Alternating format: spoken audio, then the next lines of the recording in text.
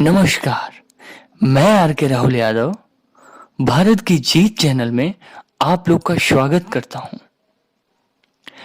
अगर आप लोगों ने इस चैनल को सब्सक्राइब नहीं किया है तो प्लीज इस चैनल को सब्सक्राइब जरूर करें। आज हम पढ़ेंगे भारत के स्वतंत्रता संघर्ष के तीसरे चरण के बारे में, जिसे गांधी युग भी कहा गया है, जो 1919 से 1947 तक चला।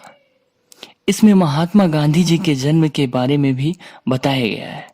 जन्म 2 अक्टूबर 1869 में हुआ। इनकी पढ़ाई बैरिस्ट्री 1889 से 1891 तक चली।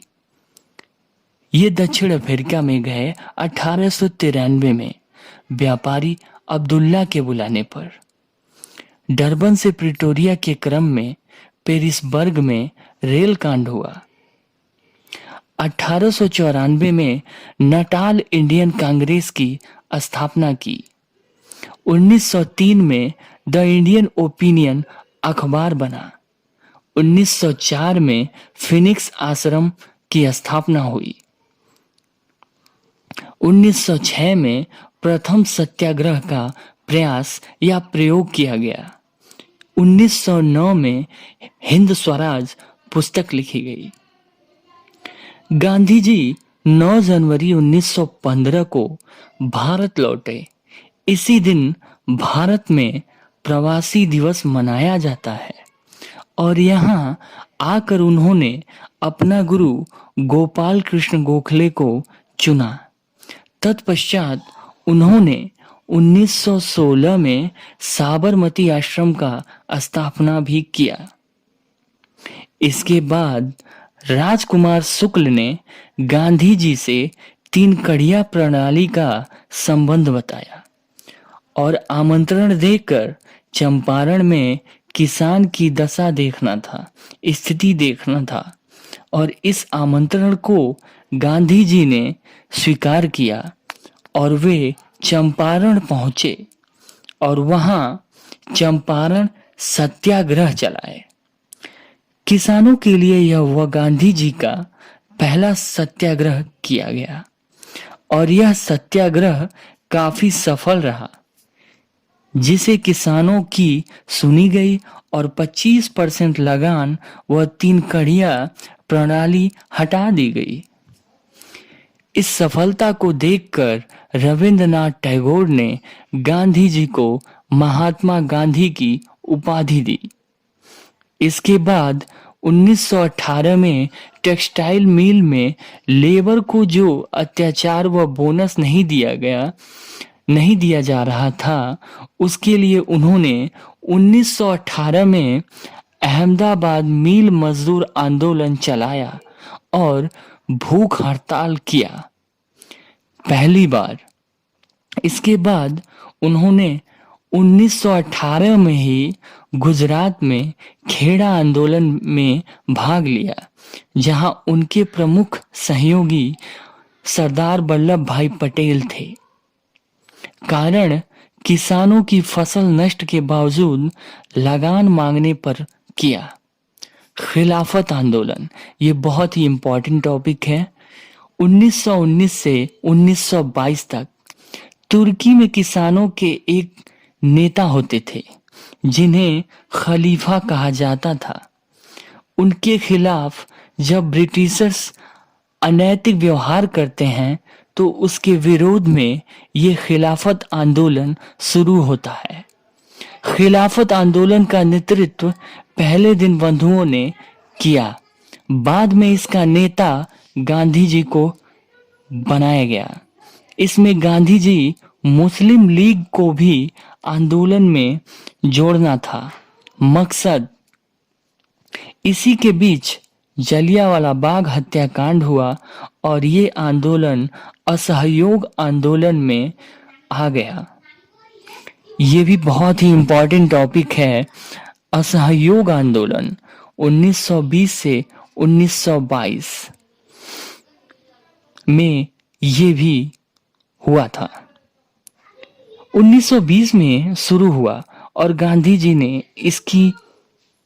इसकी मां अगस्त में कांग्रेस से मांग की इसको पारित करें, पर कांग्रेस इसे कलकत्ता अधिवेशन में पारित नहीं किया, जो पहला अधिवेशन था, परंतु इसे नागपुर अधिवेशन दिसंबर 1920 में इसे पारित कर दिया गया। पर पहले कई नेता इसमें नहीं आते हैं, जैसे मोतीलाल नेहरू, चित्तरंजन दास, एनी बेसेंट नहीं आए थे, परंतु बाद में नेहरू और चित्तरंजन दास आ गए, लेकिन बेसेंट नहीं आई। बहुत ही महत्वपूर्ण क्वेश्चन, असहयोग आंदोलन एक मूर्खतापूर्ण विरोध है, किसने कहा था? एनी बेसेंट ने कहा था।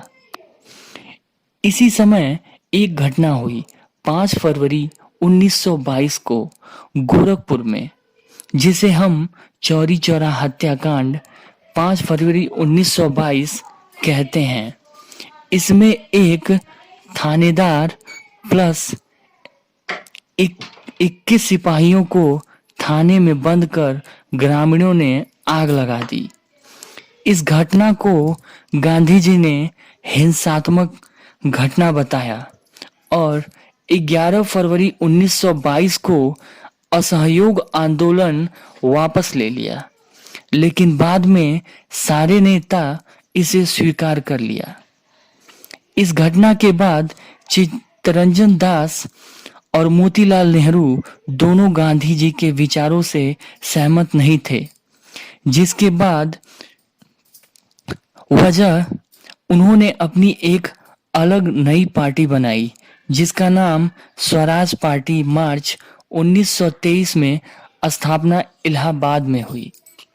इस पार्टी का उद्देश्य यह था कि जो 1919 के अधिनियम के तहत भारतीय क्षेत्र के चुनाव क्षेत्र में भारतीयों को चुनाव लड़ने का परमिशन मिला था तथा इसी माध्यम से सरकार में प्रवेश किया जाए और ब्रिटिश नीति का विरोध किया जाए। विधान परिषदों के चुनाव में भाग लेना मेन मकसद था। इसके बाद जो विचारों में मतभेद था, इसके कारण गांधी जी और चित्तरंजन दास में एक समझौता हुआ, जिसे हम गांधी प्लस दास पैक्ट 1924 के नाम से जानते हैं। गांधी प्लस दास पैक्ट 1924 के नाम से जानते हैं। इसके बाद सविनय अवज्ञा आंदोलन बहुत ही इंपॉर्टेंट टॉपिक है। 1919 से 1934 तक ये चला।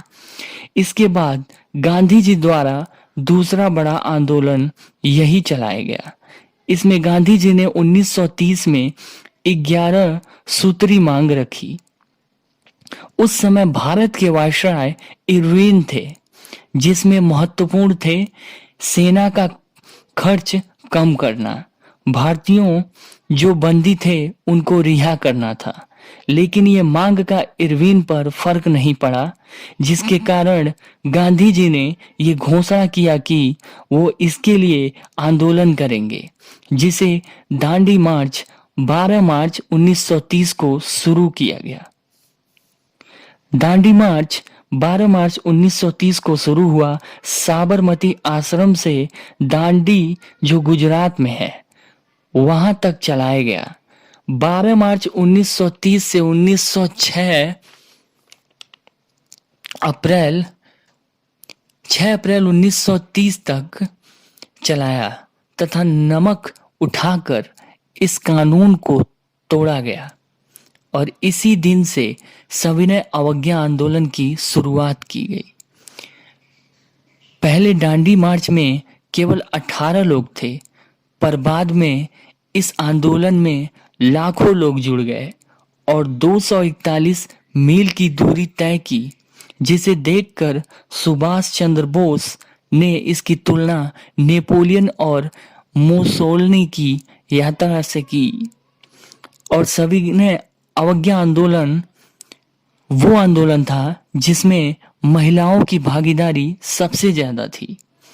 तो 6 अप्रैल 1930 से सविनय अवज्ञा आंदोलन की शुरुआत हो गई और इससे इरविन काफी परेशान हुआ और गांधी जी से एक समझौता करता है जिसे गांधी इरविन समझौता के नाम से जानते हैं, जो 5 मार्च 1930 को हुआ। इन्हीं के बीच एक सम्मेलन हुआ जिसे गोलमेज सम्मेलन कहा जाता है। इसमें 3 सम्मेलन हुआ। पहला सम्मेलन 1930, प्रथम कांग्रेस ने भाग नहीं लिया। गांधी इरविन समझौता, ये दूसरा सम्मेलन 1931, इसमें कांग्रेस भाग लिया, गांधी जी भी थे।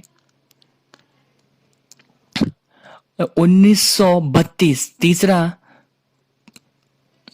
सम्मेलन जिसमें कांग्रेस भाग नहीं लिया। केवल दूसरे सम्मेलन में, गोलमेज सम्मेलन में गांधी जी ने भाग लिया था। डॉक्टर बी आर अम्बेडकर एक ऐसे इंसान थे जिन्होंने तीनों गोलमेज सम्मेलन में संपूर्ण भागीदारी दी थी और दलितों के प्रतिनिधि रहे, और उस समय ब्रिटिश प्रधानमंत्री रैमजे मैकडोनाल्ड थे। इसके बाद तीसरे गोलमेज की एक प्रमुख घटना यह रही कि इसमें दलितों के लिए न पृथक निर्वाचन क्षेत्र घोषित किए गए। ये घटना हिंदुओं को तोड़ने और राष्ट्रीय आंदोलन को कमजोर करने वाली घटना थी। जब बी आर अम्बेडकर भारत आए तो यह ब्रिटिशर की घोषणा भारत आई, तब इसे भारत में राष्ट्रीय पंचांग से जाना जाता है। यहाँ तक की जानकारी भारत के स्वतंत्रता संघर्ष के तीसरे चरण के बारे में था। तो प्लीज पढ़ो इंडिया, आगे बढ़ो इंडिया। जय हिंद, जय भारत।